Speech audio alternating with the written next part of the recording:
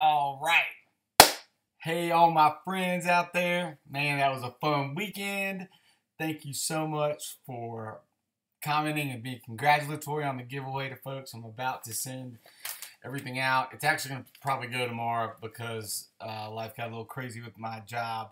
So forgive me for those that I told it was going to go out today. And so understand too, my job's a little crazy. I posted that picture of the website for the Cross North School today.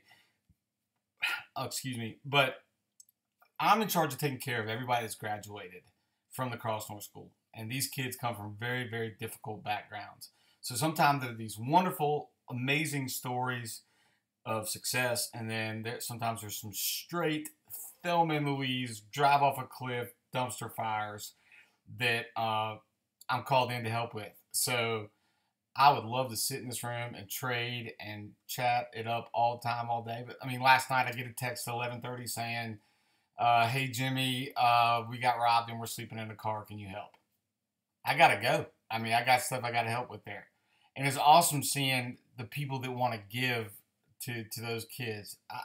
Truly, I mean that. Where you don't have to ever send me anything. I don't do this to gain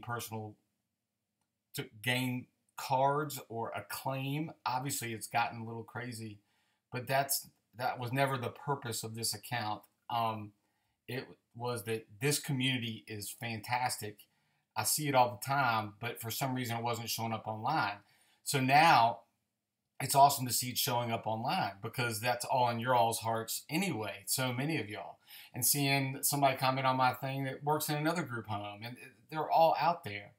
So when you give, I want it to be not because I think I'm getting something in return or I want personal claim. I want it to be if you give a card to me or to anybody, really, I would tell this to any of my kids.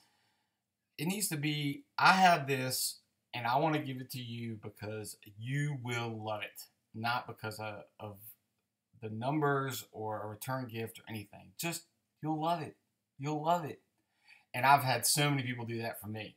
Now, if you want to do something for me specifically, that's awesome. It could be a card that I will never trade, or it could be I want to go give $3 to Cross North, and I can make sure I can tell you it's going to be used for something good because a lot of times, almost every time, these kids are taken by the state from their home and they're brought to us out of a bad situation. These aren't violent kids or anything like that. It's usually, though, a very bad situation. And when they come to us, it is usually the worst day of their life. Because even though it's been a bad situation, it's all they've known. So the cops come in, take them out of home, and drop them here with us. And it's like, hey, I'm Jimmy. Good to meet you. It's going to get better. But that's a hard journey. So I digress, I know. But I just wanted to say, if you give to me, it can either be through that or a card I'm not going to trade because I'm going to love it no matter what. It doesn't have to be value. And I definitely don't want it if you expect something back. I don't want it. I'm not in this for gain or to do that. But it's even better, I think, if you pick Cross North or pick a follower of yours that you know doesn't have much and boost them up because the movement in the community is wonderful to see when everyone starts doing it. And it's pretty clear that it's out there now. And it has been, because I know I've been on the receiving end of it long before I was on Instagram.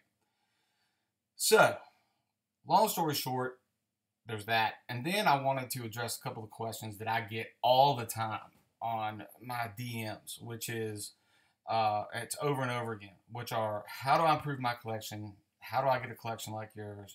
And tell me about group breaks.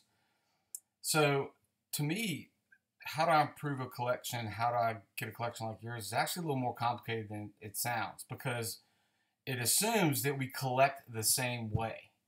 So let me start. I kind of have a box that I put it in. The way I approach collecting is focus and patience and sacrifice and kindness. I know that sounds really general and cheesy. I get it. Totally get it. But it's true. I mean, I just completed a set I started 27 years ago. That involves patience, right? But let me explain that. So if somebody says, I want a collection like yours, well, what do you want? A bunch of Kentucky cards or autographs or variety or what? You need to have a focus. And it can change at different times. For instance, I focus on Anthony Davis cards, any and all. I don't care if it's base or immaculate rookie autos.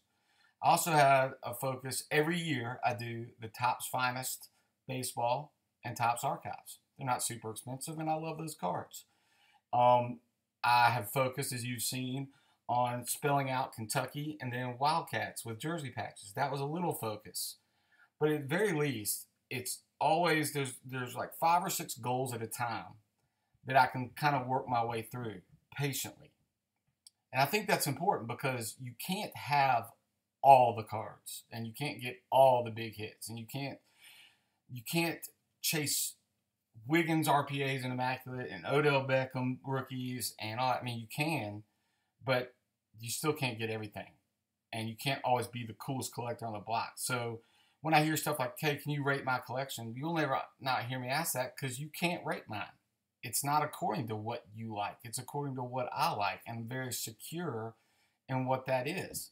It's like when people said, "Hey, you pay too much for this Panini Father's Day patch of Devin Booker." No, I didn't.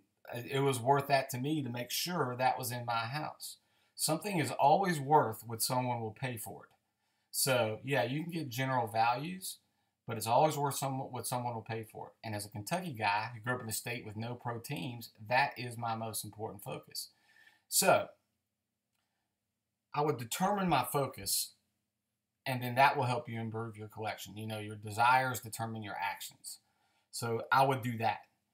Then once you have your focus, you're gonna have to be patient because that's just a general great rule in life. But you got to be patient because you probably, unless you have a lot of money, you're not going to be able to buy it all at once. And it's not necessarily as fun if you could just buy everything and be done in a week. That's the joy of the hobby is in the chase as much as it is in the ownership. So I would say that. I think that it's really important also to sacrifice. I mean, that kind of comes with it, where you're going to have to sacrifice having every great collecting Jabari Parker, collecting Wiggins, collecting Randall, collecting all those guys. I mean, you can if you have a lot of money, but most people are going to have to sacrifice something for their focus. And then once you have your focus, I definitely believe the kindness, and I think that there's plenty of evidence to it on this account, really helps. If you are kind to other folks and are passionate about what you focus on, most people want to be a part of that and join in and give to that. And so much of this room and my whole house are things that I didn't pay for, but somebody said, "Man, I know you love this. I know you love this. I want to give this to you." And that's why I do this type of stuff, the giveaways, because I don't need another Kobe. I like Kobe. I've got some great cards of him, but if I have 2 of his rookies graded 9.5, let's give it out to somebody who that might be their focus. So improving a collection, having a collection like yours, all that, anybody could have a collection like mine or better than mine with time. Obviously, mine didn't look like this when I was 15 or 25.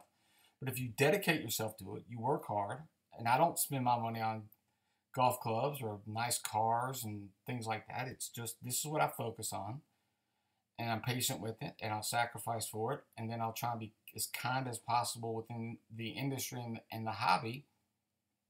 Yours could be way better than mine one day. It just depends on what resources you have. Um, I I don't think you just need to chase the wind of public opinion. I've had people say, "Hey man, can you sell me some autographs?" Well, who do you want? Just autographs.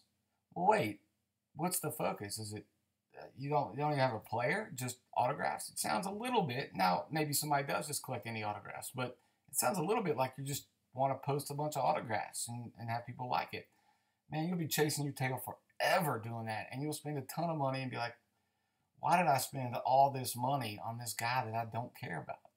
So that's how I would answer that. I think group breaks are an awesome way to build that collection, especially with the way cards are so expensive now and price out a lot of people.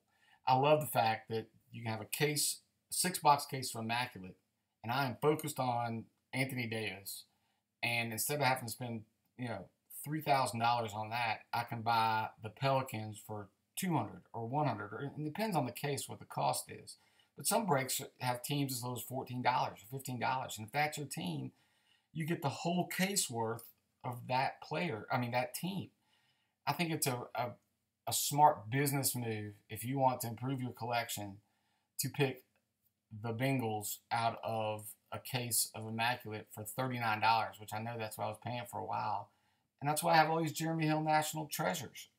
Because I'm sorry, I didn't mean to say Immaculate, but National Treasures, Bengals, $39, and I get 4 boxes worth of Bengals. Yeah, you're going to lose sometimes. I know, like, people think I always get the big hits, but I spend a lot. That's my choice. But focus on your guy, focus on your team, use a couple of group breaks here and there, and then you show people that. They see you're passionate about that, and then people give to it, and then it becomes a self-fulfilling prophecy. So that is my advice to the folks who say, how do I improve my collection? It would be determine your focus and do all the things I was saying there, and then use group breaks to drill down on that. You're going to lose out on other stuff. You're going to see other people hit great hits. Great. And then I think being able to sell some of the guys you don't care about. It's like I said at National. I gave up some great cards, Kobe Bryant, nameplate nobility, and a Kawhi logo man and all that. But I got dream cards. I won't regret ever letting those go. They're great cards. Other people were like, man, wow. Because this was my focus. So anyway, another kind of a little bit of a long video there. But I just wanted to be able to do this to point people to it when I get those questions. And welcome any comments. How do you improve your collection? How would you tell a young collector to do this? I think that anything the community can do to help lift the young collectors and teach them a smart way to collect, but also the kind part of it, and not just return on investment and numbers and money and this and that, it's only going to benefit the community. Yes, that's all part of the business. That's all part of the hobby. You'll get plenty of that. That's out there. What's the other side? And what y'all have done is shown there's very much another side to that. So thank you so much. And I'll try and do another video soon. This is really fun for me. I totally dig it. So I appreciate it. I'll mail this stuff out by tomorrow. And thank you so much.